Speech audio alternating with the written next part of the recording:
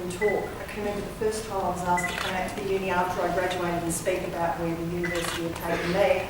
I was the shaking person with the big written up thing that went for 3 times longer than I was meant to speak, and it was very funny. These days I'm very used to presenting publicly. The largest number of people I've actually speaking to today is 1,800 specialists in medical identity theft and fraud from throughout the world. So these days it's nice and easy to talk to people. So, I'm also a graduate. I've gone on to do quite a lot of postgraduate work as well in intelligence and particularly investigation work. Queensland Health is not a place I ever expected to be. I've worked for nearly every regulator in the state, some of which don't exist. I was with the Prime Minister's Conduct Commission, Health Quality Complaints, the State Ombudsman, the Federal Ombudsman, and I've worked with police, etc. So for me, I am the investigator at MRQ, and what we specialise in is public health and safety with the use of your Schedule 8 drugs. These are all your narcotics. So these are the drugs that are highly dependence forming. They're drugs that have a phenomenal illicit value on the market. And I'm sure all of my colleagues that are presenting here today are very familiar, particularly the guys that run the drug sniffing, going into correctional services, etc., will be very familiar with what I do. So for me, I'm actually the person in the state, I'm the only one. Since the restructure of Queensland Health, I am the final investigator left, so I coordinate between 17 hospital health service districts, and I act as a state and federal liaison as a specialist in this particular area of investigation. So the service that we have is very small. There are only 30 staff left at our unit. We are the ones that doctors throughout the state can pick up a phone and say, I've got somebody here, they're asking for 80 milligram oxycodone. I don't know if they've got a therapeutic need. Can you tell me if they're a registered addict? Can you tell me if they're known to police or corrections for diversion, misuse, abuse, and potentially have they medically ever had an overdose from the misuse and abuse of these drugs? Our staff, who are primarily clinical, I'm the only non-clinician there, will be able to give doctors that advice.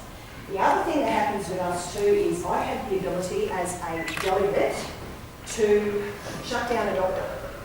If my surveillance and intelligence activities indicate that we've got doctors who are doing the wrong thing and potentially feeding the illicit market, feeding addicts, etc., I am the one who can attend upon that doctor and shut them down right there and then. No more practicing medicine for you. Lodge an appeal, you're finished.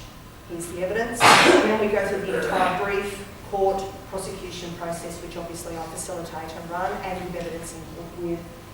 We do regulatory and compliance activities. We do surveillance intel, and we do a lot of intel dissemination with state and federal agencies, and we also do a lot of engaging with agencies like the GEA in America. There's a huge amount that's happening in the US that is replicated over here. We're about 3 months in drug trends behind the US at this point. So it's very good for us to be able to engage with people from overseas because we're learning from their experiences. I do a lot of prosecution briefs, present in court. We can cancel people. I've done a lot of expert witnessing in criminal pro matters. The other thing that's really interesting is in my role, I sit under the Chief Health Officer, Dr. Jeanette Young. Because I'm the only specialist investigator that she has left in her division, things like the Legionella investigation last year where we had deaths and adverse events at the Wesley, Jeanette will literally come to me and say, rightio, I need you. I'm taking you offline from your substantive position, dealing with the drugs. I need you out of the Wesley. So like everybody else, the diversity in what I do is phenomenal. One day I could actually be in court, the next day I could be at Forensic and Scientific observing a post-mortem on someone who we think has died from a drug overdose. The day after that I could be climbing around rugby plumbing at the Wesley Hospital, falling over in the mud and amusing all the people.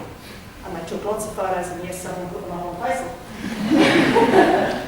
But that's what I do. So I'm learning constantly, I'm doing new things, but I need to be very flexible in my approach.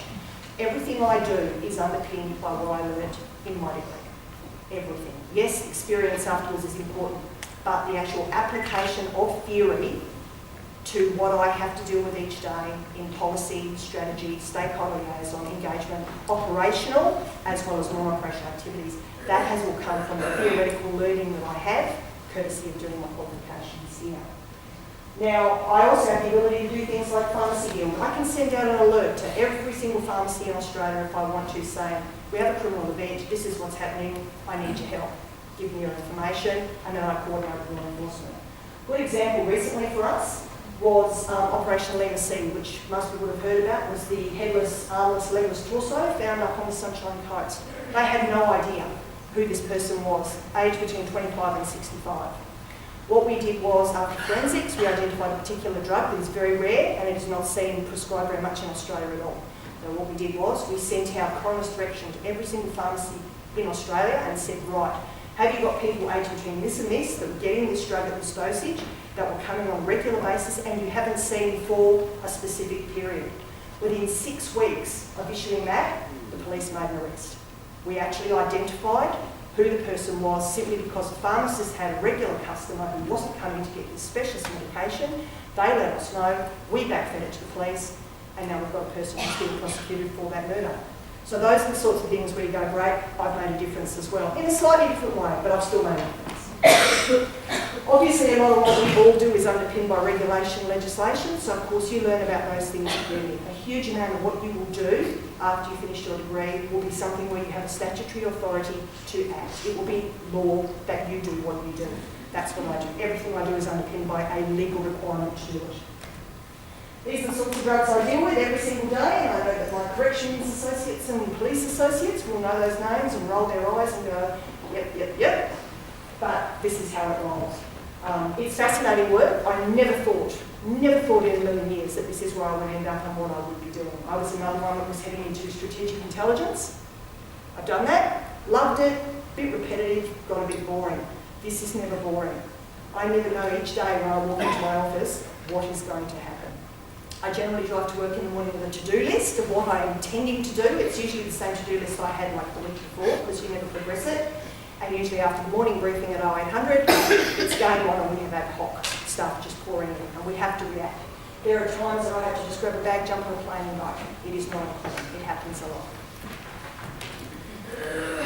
Just looking at the sorts of things I do, and again, as a non-clinical person, I can talk with medicos quite well. We're dealing with overdose and death. We're dealing with adverse outcomes. You're injecting tablets and capsules. It'll blow your veins apart. You'll get cellulitis, and you may actually end up having to have a limb amputated. Outside of Auckland Hospital, which is where my team is based at the moment, we can pretty well pick our frequent flyers who are known to us because we have photos of them all on file. One day he's in there having one arm amputated, the next day he's in there and he's lost part of the leg because they've just moved on to go and inject into another spot. Sad but true. We're trying to prevent those adverse outcomes. We deal with a huge amount of prescription theft and fraud. We deal with identity theft and fraud, which is a massive issue for us. We're dealing with diversion to the illicit market, which is where I engage with state, federal and international law enforcement a lot. These substances are worth an absolute fortune on the illicit market.